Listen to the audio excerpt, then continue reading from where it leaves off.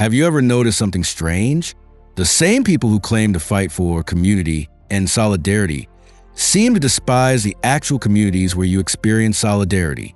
Your family gatherings at Thanksgiving? Potentially oppressive. Your church or synagogue where you find transcendence and belonging? Dangerous superstition. Your football club where you share joy with strangers who become friends? Mindless tribalism. This isn't random. It's not just that left-wing intellectuals disagree with your values. Roger Scruton saw something deeper. Something he first witnessed in the streets of Paris in May 1968 and later confirmed while teaching philosophy secretly to dissidents in communist Czechoslovakia. He recognized a pattern that extends from 18th century Jacobins to 21st century progressives. The systematic hostility toward what Edmund Burke called little platoons, the small, concrete institutions where human beings actually learn to love, trust, and sacrifice for others. When Scruton died in 2020, he left behind a warning that feels more urgent than ever. These institutions aren't being attacked despite being good for you. They're being attacked because they're good for you, because they work, because they generate loyalty, meaning, and authority that intellectuals cannot control. If you ever felt defensive when someone dismisses your traditional attachments as backwards, you're not paranoid. There's a real intellectual tradition that sees your football club, your family, and your faith community as obstacles to human progress. And Scruton spent his life explaining exactly why they're wrong. You're not imagining the hostility. You're not being oversensitive when academic articles call the nuclear family a site of oppression, or when corporate diversity training suggests religious conviction is inherently discriminatory. Scruton validates your intuition. Something serious is at stake here, something deeper than left versus right. In this episode, we're going to discover why Scruton believed these attacks follow a logical pattern, what historical evidence supports his analysis, and why defending your little platoons isn't nostalgia, it's resistance to a dangerous form of intellectual totalitarianism. If you want to explore more about how conservative philosophy helps us understand modern culture wars, subscribe to this channel, where we examine thinkers who illuminate what we're actually fighting about. Let me take you to Paris, May 1968. Roger Scruton is a young graduate student watching as his fellow intellectuals tear up cobblestones and overturn cars in what they call a revolution. He expects to feel solidarity with this uprising against oppression. Instead, he feels profound disgust. Why? Because he notices what they're actually attacking. Not a dictator, not genuine tyranny. They're attacking civilization itself. Universities that preserve knowledge, cultural inheritance, social norms that made peaceful cooperation possible. Scruton watches privileged students who've never experienced real oppression play acting revolution by destroying the very institutions that gave them freedom to complain. This moment converted Scruton to conservatism, but it also planted a question that would define his life's work. Why do intellectuals hate the institutions that actually work? Fast forward 12 years. Scruton is now traveling clandestinely to Czechoslovakia, teaching banned philosophy to dissidents living under actual totalitarianism. And here's what struck him. Communist regimes didn't just nationalize industries or suppress political parties. Their first targets were always the same: family, church, local associations, cultural traditions. Every autonomous source of meaning had to be destroyed or co-opted. The Catholic Church in Poland wasn't persecuted because it was politically active. It was persecuted because it offered an alternative source of moral authority. The regime couldn't tolerate people hearing, "This is wrong," from a priest when the party said was right. Do you see the pattern? It's not about the specific content of what these institutions teach. It's about the fact that they teach it all, independently of state approval. Scruton began connecting dots across centuries. The Jacobins during the French Revolution didn't just execute the king. They banned religious orders, tried to replace Christian calendar with revolutionary calendar, separated children from counter-revolutionary parents. The Bolsheviks didn't just collectivize farms. They criminalized religious education, encouraged children to denounce parents, replaced church weddings with Soviet registry ceremonies. Mao's Cultural Revolution didn't just redistribute wealth. It forced children to publicly humiliate teachers, destroyed temples and ancestral records, replaced family loyalty with party loyalty. Notice the common thread? Every totalitarian movement, left or right, Though Scruton focused on left because he lived through its intellectual dominance, attacks the same targets: family authority, religious community, local traditions, cultural inheritance. These aren't random victims. They're strategic obstacles. Now, you might think, but we don't live under totalitarianism. American progressives aren't Bolsheviks.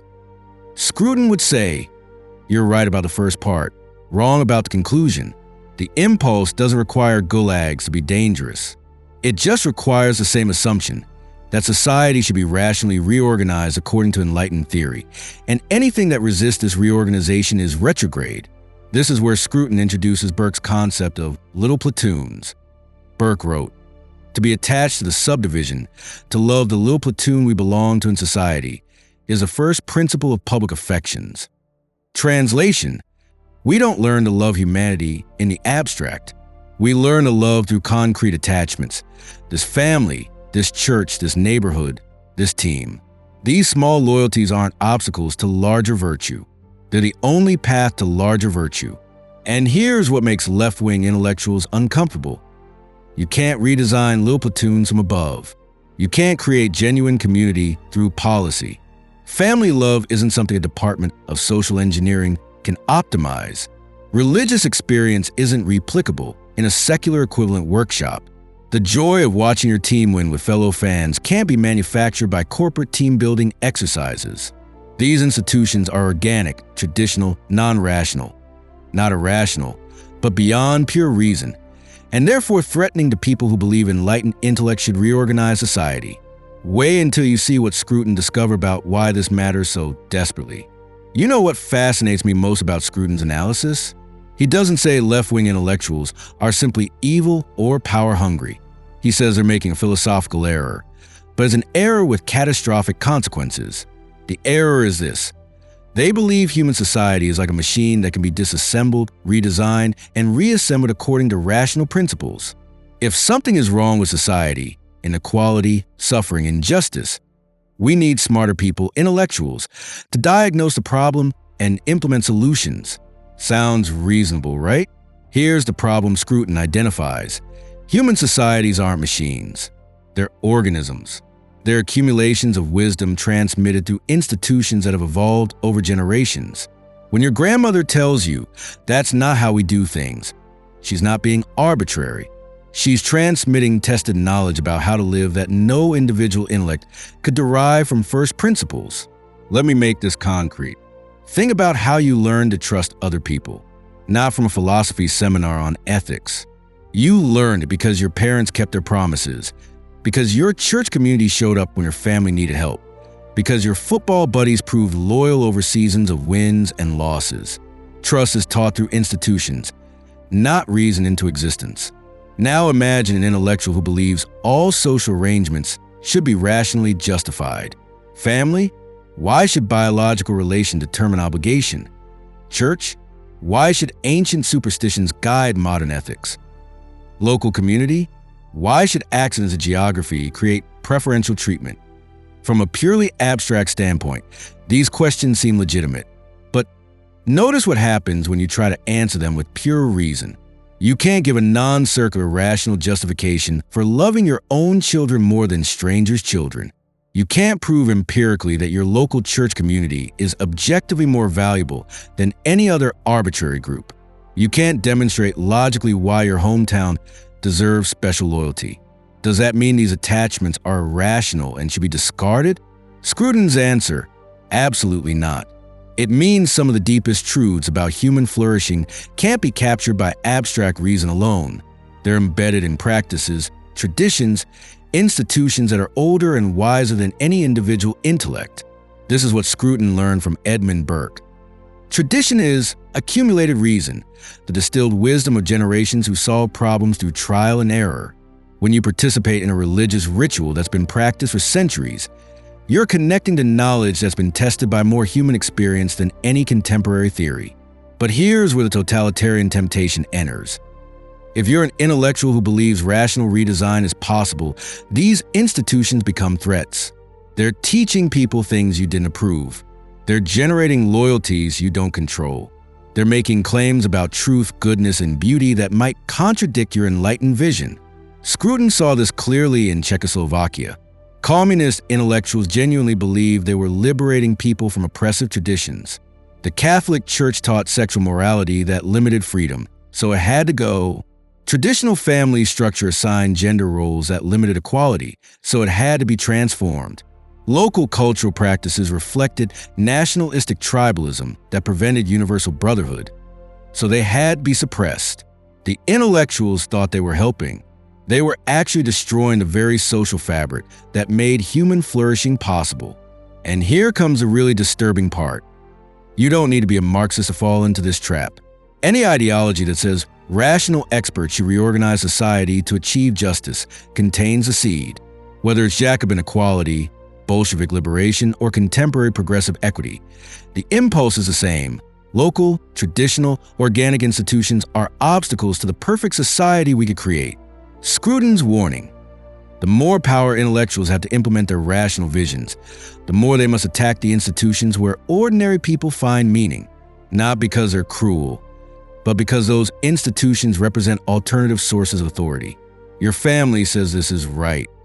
The intellectual says the data shows. Your church says this is sacred. The intellectual says studies indicate. Your community says this is ours. The intellectual says justice requires. Notice how the intellectual claim always trumps the traditional claim? That's not an accident. That's the point. Imagine this scene for a moment. You're at a family dinner. Your uncle says something politically incorrect. Everyone laughs uncomfortably, moves on. Next day, you see an article, How to Handle Racist Family Members at Thanksgiving. The advice? Consider limiting contact. Prioritize your chosen family, friends who share your values, over biological family. This is what Scruton called delegitimization, and it follows a predictable pattern. Stage 1. Redefined as oppressive. The institution that seemed natural and beneficial is revealed to be a site of oppression. The nuclear family? Actually a patriarchal structure that subordinates women and children. The church? Actually an authoritarian hierarchy that suppresses individual authenticity. Your local community traditions? Actually exclusionary practices that marginalize outsiders. Notice the rhetorical move. Whatever good the institution provides is ignored or dismissed as false consciousness. Your family loves you? No, they're just perpetuating heteronormative capitalism. Your church gives you meaning? No, you're just afraid of existential freedom. Your community gives you belonging? No, you're just exhibiting in-group bias. Stage 2. Propose rational alternative. Once the traditional institution is delegitimized, intellectuals offer an improved version designed by experts. Instead of traditional family, messy, unequal, irrational, we need diverse family structures validated by sociologists. Instead of religion, dogmatic, unscientific, we need secular ethics designed by philosophers. Instead of local community, parochial, exclusive, we need inclusive spaces engineered by diversity consultants. Here's what Scruton noticed. These alternatives never work, as well as what they replace. You know why? Because the traditional institutions weren't designed. They evolved. They contain tacit knowledge that explicit rationalization can't capture. Let me show you something concrete. Traditional wedding ceremony. Couple makes public vows before family, community, and if religious, God. Seems outdated, right? Why not just a legal contract? But watch what happens when couples try to replace this with a personalized ceremony written by professional wedding planners. It feels hollow. Why? Because the traditional ceremony carries weight precisely because it's not about you. It connects you to something larger. Generations of couples who made the same commitment. Communal witness that creates accountability. Sacred dimension that adds gravity. The expert design alternative tries to recreate this through aesthetic choices and personalized vows. It can't, because meaning doesn't come from rational design. It comes from participation in something beyond individual preference. Stage 3. Enforced through social and institutional pressure. This is where it gets coercive. Once traditional institutions are delegitimized and alternatives proposed, dissent becomes problematic. If you still think fathers are important in families, you're reinforcing patriarchy. If you believe your religion's sexual ethics, you're perpetuating homophobia. If you want your children to inherit your cultural traditions, you're centering whiteness.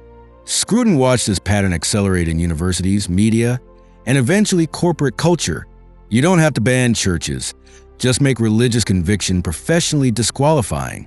You don't have to outlaw traditional families. Just teach that family diversity is the only acceptable framework in schools. You don't have to criminalize local patriotism.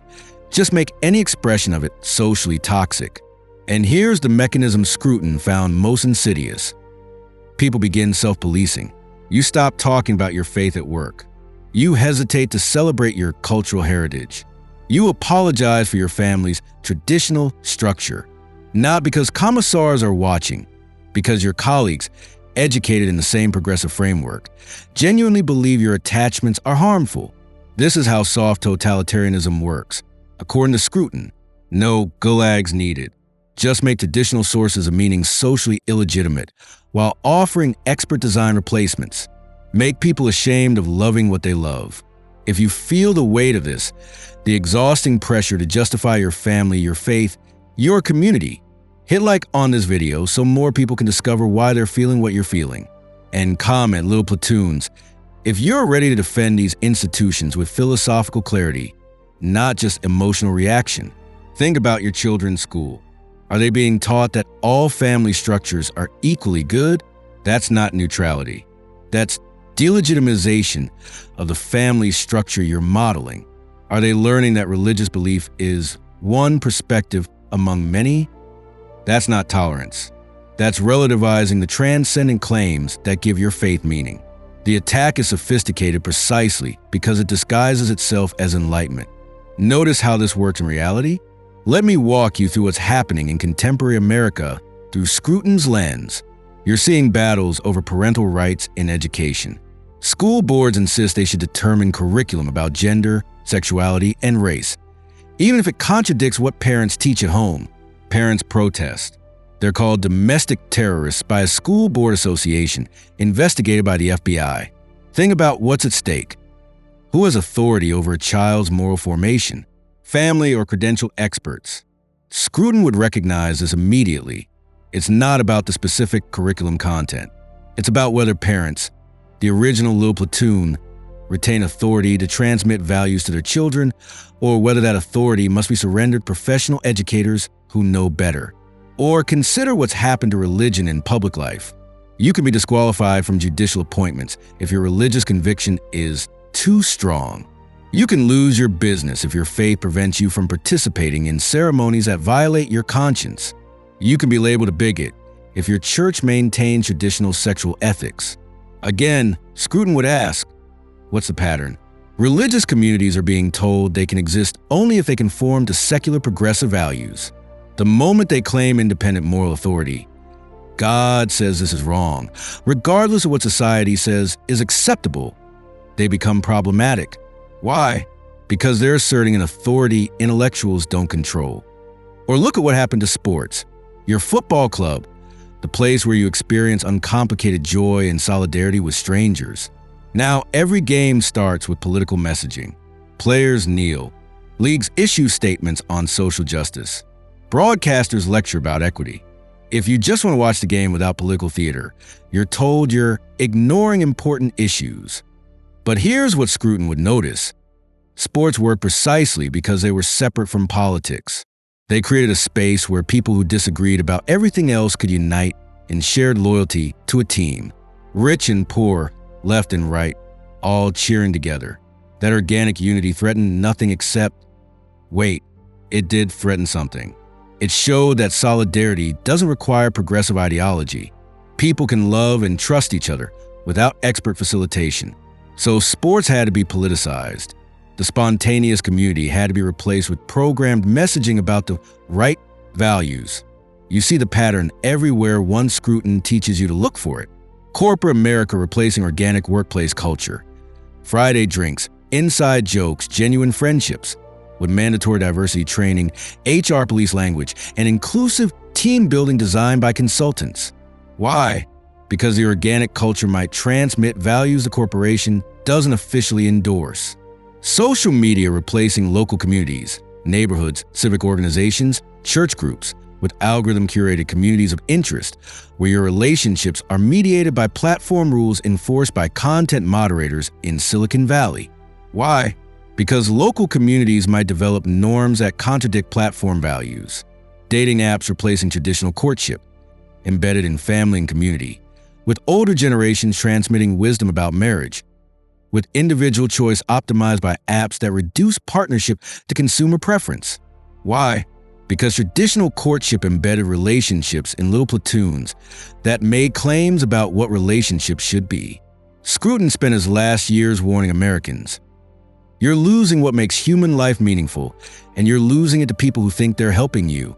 The experts genuinely believe family, faith, and local community are obstacles to progress. They're wrong. These institutions are the only thing standing between you and the enemy, loneliness, and despair that define modern life. Here's what breaks my heart. The statistics prove Scruton right. We have more experts than ever designing social policy. More therapists, more diversity consultants, more life coaches, more apps to optimize relationships. And we have highest rates of loneliness in recorded history, epidemic of depression and anxiety, especially among young people, declining marriage rates, skyrocketing divorce, collapse of civic participation and community organizations, rising suicide rates across demographics. Could it be that destroying little platoons has consequences? Could it be that you can't replace organic institutions with expert design alternatives without losing something essential? Scruton thought so, and American experience is confirming his worst fears. So what do we do? Scruton's answer might surprise you. Defend little platoons not by rational argument alone, but by participating in them with full conviction. Here's what he means.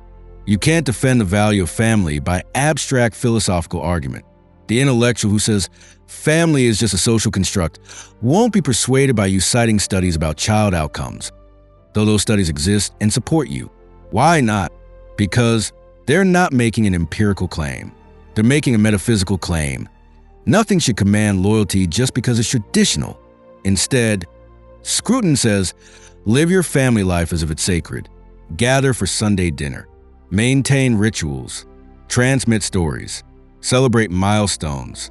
When your children ask, why do we do this? Say, because we're a family and this is how families live. Don't apologize. Don't justify. Just be a family with such obvious joy and solidarity that the intellectual critique reveals itself as hollow. The same with church.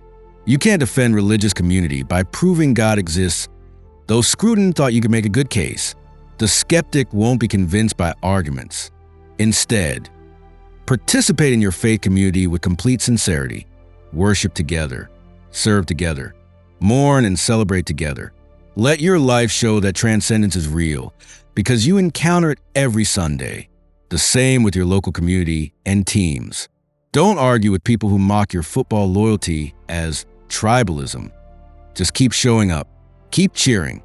Keep experiencing the mysterious joy of thousands of strangers becoming a unified we when your team scores.